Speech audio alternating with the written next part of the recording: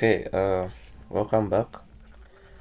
In this tutorial, we are going to see and learn how we can capture user input in the Python console. So I'll get rid of this. So for you to capture user input in Python, it is basically simple. We use what we call the input function. So for instance, if we want to write a program that is going to prompt a user to input their username, first we shall need to create a variable where that username is going to be stored. So we call it username,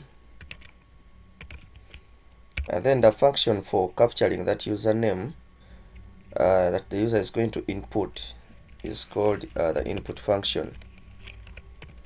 So input, and this input function takes in a string argument.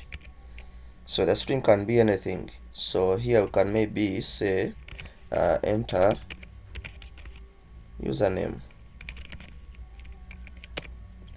So once the user enters their username through this function for input, the captured username will be stored in our variable username.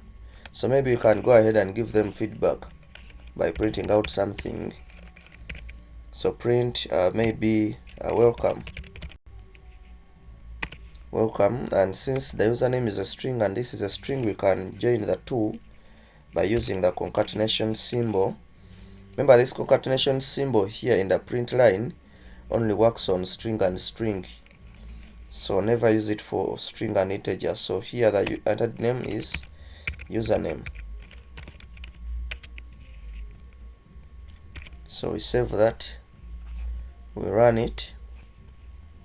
So you see it is prompting the user enter username, say maybe Rogers. So you press enter, it will tell me okay, welcome Rogers. Yeah, so this is how we capture user input in Python console and be able to use it for anything. The user input can be a string, can be a number, can be anything, can be integer and any other numeric or non-numeric data type, as we shall see in the next videos. Thank you so much.